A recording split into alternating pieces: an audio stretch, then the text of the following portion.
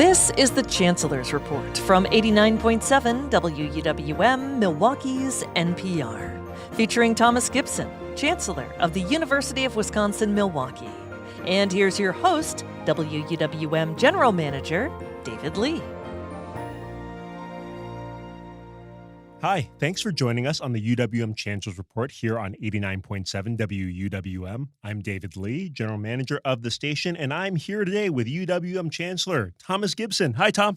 Hello, David. How are you? I'm doing well, but the more important question is, how are you? You've been Chancellor now for 6 weeks, and you're still here? You keep coming back? David, I am still here, although it feels like a whirlwind, but it's in the most positive way.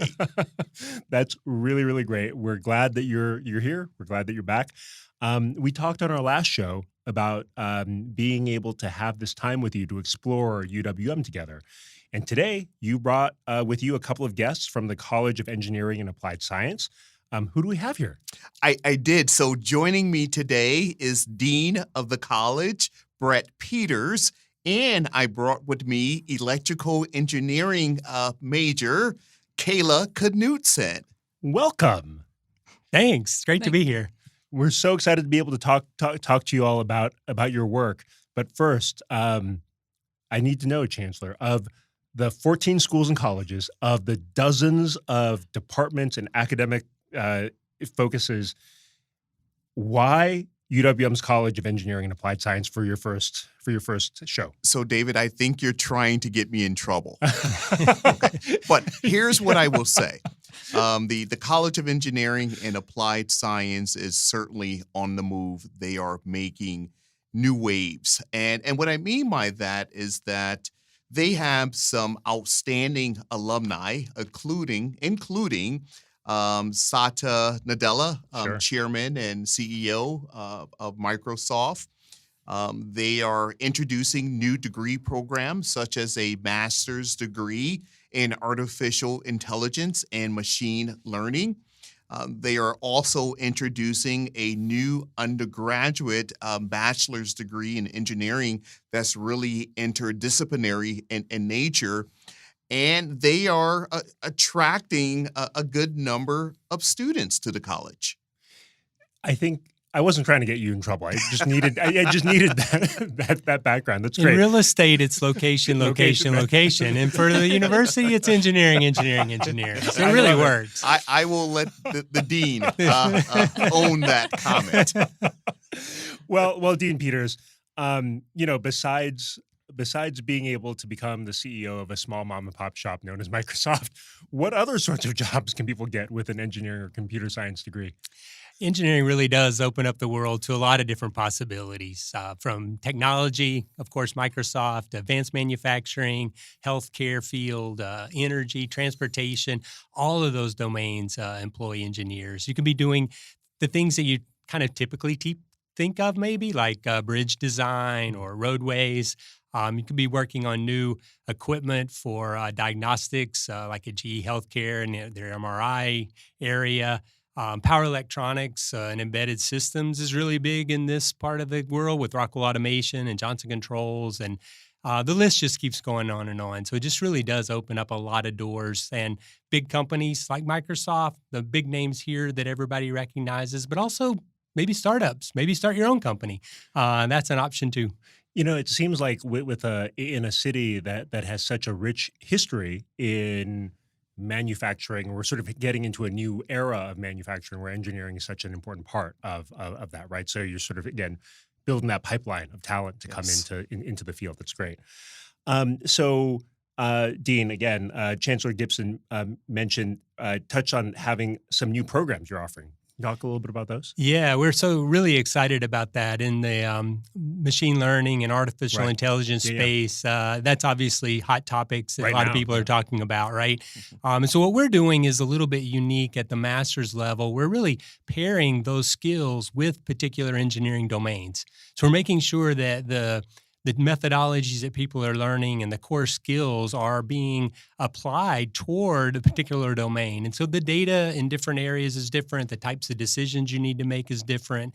And so making sure that you understand how do these skills really apply, I think is a unique combination. We have our computer science degree, which focuses on the details of machine learning or AI, but this is really all about the application and how to make sure that we're doing that in a really specific way. So that's really great at the graduate level.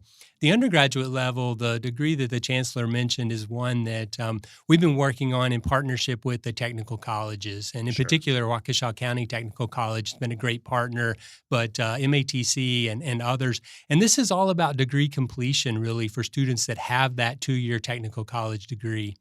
Us and many other universities have articulation agreements with the technical colleges, but they really haven't worked very well because it wasn't a true 2-2 opportunity. The students always were a little disappointed. They didn't get as much credit as they thought they were going to be. It was way more than 2 years, 3 or more sometimes. And so we've really worked with the partners to make this a true degree completion option. The students will get 60 or more credits for sure toward their degree. And we're leveraging the fact that they have that really applied hands-on technical skill set already. And so building in the engineering fundamentals that they need to broaden that out. So we're excited about this. Yeah, it's really to make sure that folks have the tools they need, right, to be able to get to that next step. Exactly. That's really great. Exactly. So drilling down a little bit, Kayla, how did you learn about UWM?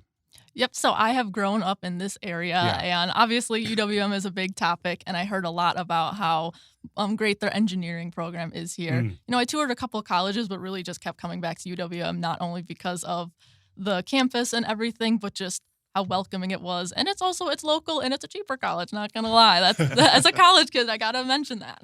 Yes. So besides its proximity, besides its affordability, was it the engineering program that made you decide to enroll here?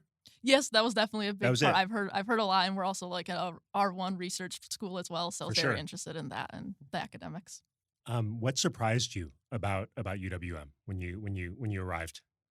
I'm gonna say how welcoming and how amazing the professors are. They will go one-on-one with you, go into office hours. They will help you, even if it's not even academic related. If you have something going on with your internship and something even in your personal life and you need some help, they're there to lend an ear to you. That's really great. Now, actually drilling right down to the College of Engineering and Applied Sciences, what kind of experiences have you had in the school? It's been wonderful so far. It's really was concrete for me that this was the right decision for me, that engineering is perfect. Not only, again, the professors were amazing, but also all the students. They have been amazing, just being like study buddies or with like lab partners. And I've just learned so much, and I'm so grateful to have been here. What was there an aha moment where you were like, this is exactly the place I'm supposed to be, and this is the exact field I should be in? I don't know if there was a specific moment, but I think it just like kept building up. And then just one day I realized that this really is, I'm really happy to be here, and this is perfect. Chancellor, from your experience, we've talked a little bit about over the last 2 years that I've hosted the show about the experiential learning opportunities that UWM provides, generally speaking. But to you, from your experience and your wide experience, how important is that hands-on experiential learning on a college campus? Sure thing. So experiential learning is critical to affording students the opportunity to deepen their learning experience, the opportunity to pursue internships, co-ops, practicums, to do research with faculty, to serve in a part-time employment role with business and industry. All of these experiences are allowing students, again, to learn in a much deeper way their course content. And I would argue that it would make them more competitive when they're on the job market post UWM. So experiential education is critical to one's learning experience. It used to be that you had to have experience to apply for a job, right? So that's how you pick up that experience. Right. So, Dean Peters, tell us a little bit about some of the experiential learning opportunities within engineering and applied science. Yeah, so we really span all the areas the Chancellor mentioned. One of the wonderful things about being in Milwaukee is the strong industrial base that we have. So many of our students are able to get internships.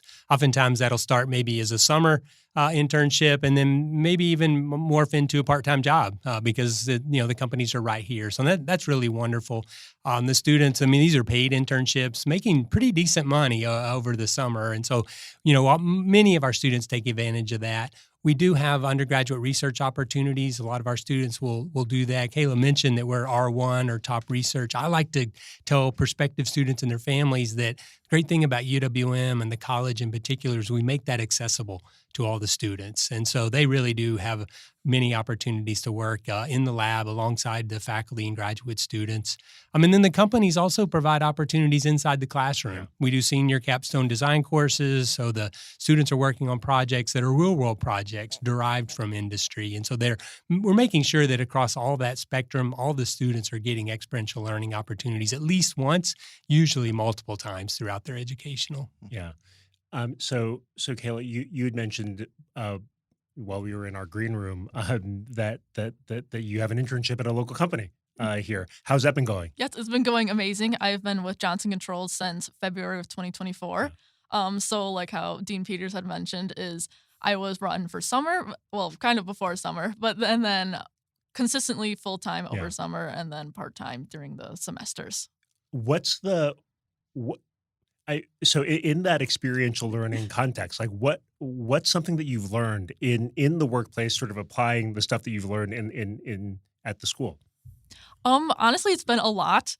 Yeah. I've worked on quite a few projects at this point, and it's really, I guess, hard to say specific things, for sure. But there's been a lot of projects that I've been involved in, and that even going into some mechanical, even getting experience with that, which has been very interesting. And all the engineers there are super wonderful, and they will sit down with you and talk to you specifically, help you learn, so it's really just been amazing overall. So really you're able to be like a validator of the stuff you're learning in school and actually in the workplace. Yes, exactly. Yeah. Yes. That's great. So Dean Peters, what opportunities are you, sort of going a little further back into the pipeline, right? What opportunities are you providing to high school students to prepare for an engineering career? Yeah, so we do try to reach back into the schools. We have a STEM outreach coordinator, and we do a few different things. So one is kind of the first level experience where we work with the counselors or the teachers in maybe the key math courses, math science courses, to bring their classes to campus, to have them be able to experience kind of what it's like to be on campus, see some of the labs, meet some of our current students, learn a little bit about the career options that are available. So it's kind of a broad awareness or exposure. And then we offer summer camp opportunities for those students that want to drill in a little bit deeper and want to learn a little bit more and really engage with some of the material.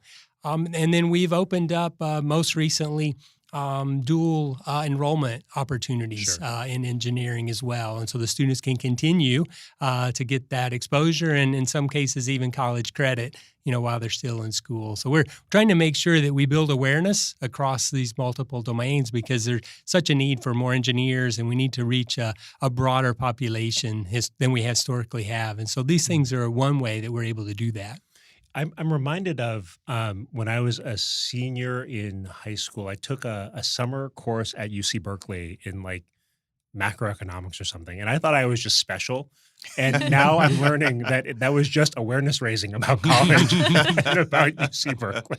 Just the wool has just been pulled over my eyes.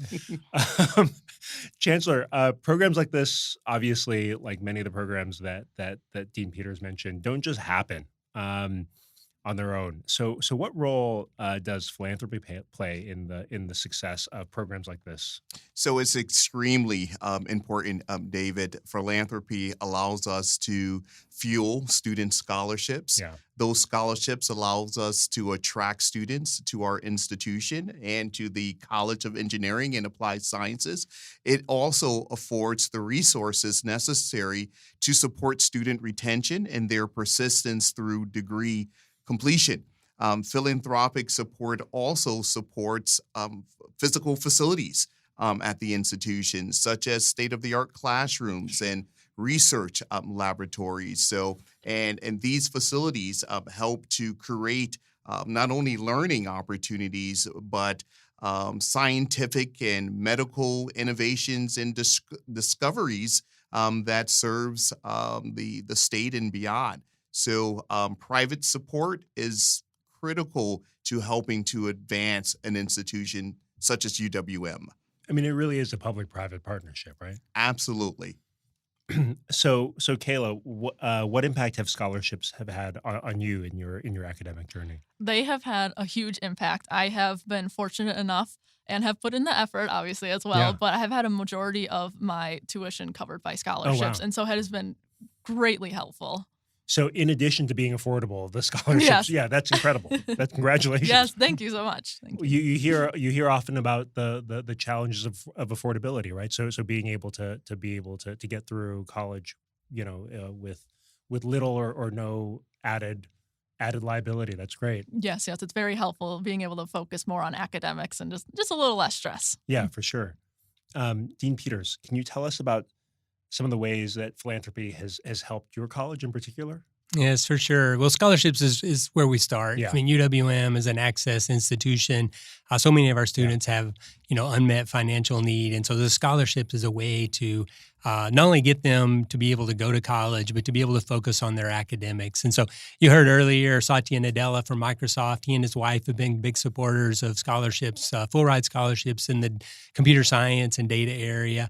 We have another generous supporter you probably haven't heard of, Avi Shaked, who started his own business and was very successful, had a scholarship as a student, and it was so impactful that he's wanted to give back. And he and his wife have sponsored hundreds of students to be able to pursue their engineering degrees. And so that's really where we start. But there's other philanthropy that's critically important as well.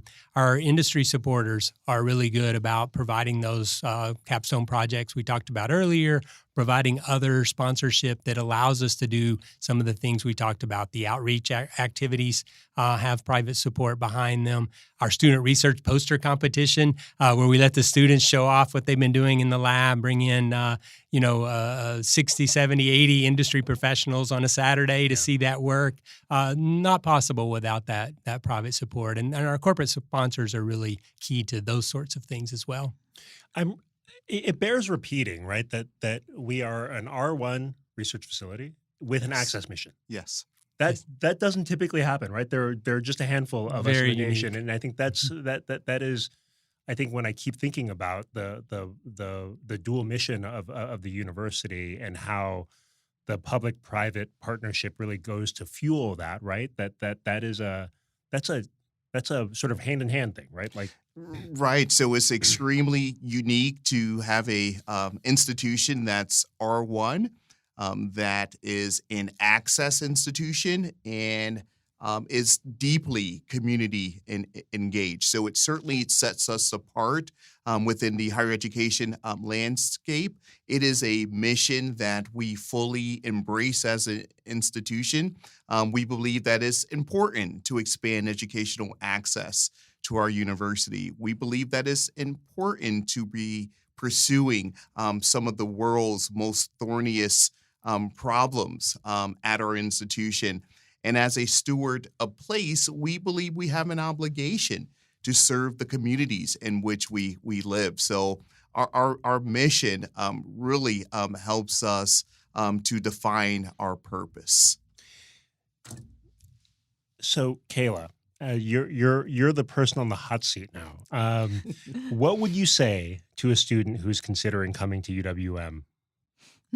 Okay, I would say definitely it should be at the top of your list, Yeah. for sure. I think it's wonderful. Not only is it a beautiful campus and a beautiful location, being able just to go down to Bradford Beach and just chill on any day that you want, it's pretty amazing. But there's wonderful professors here, and the students are wonderful, and there's a lot of engagement that you can have here. So I think it should be a top consideration. Okay, so that's the general pitch. How about to someone who is considering an engineering or a computer science major?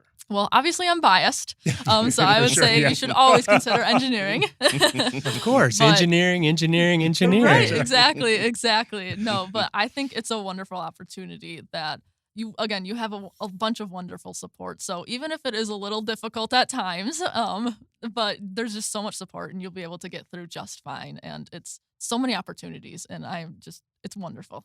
Do you have any secrets for prospective students who are going to be starting soon, right? So what would you tell incoming freshmen? Again, just really take advantage of all Of the everything, support yeah. that's there. Yeah, specifically, I would say definitely talk to people. Talk to other students, talk to your advisor, talk to your professors. Just really get to know people, get out there. Okay, so I'm going to go a little bit off script because as a chancellor knows, I'm just a simple person who studied film and drama and the performing arts as a kid, and so I have a lot of misconceptions about engineering and computer science. All I see are chips and circuits and stuff. What's the biggest misconception that you've encountered, Dean Peters? Let's start with you. As in the field, for just a lay person like me. Yeah, so I think one of the biggest misconceptions probably is just how widespread engineering is in impacting day-to-day lives. Yeah. And how much a difference engineering can make in helping individuals, helping society.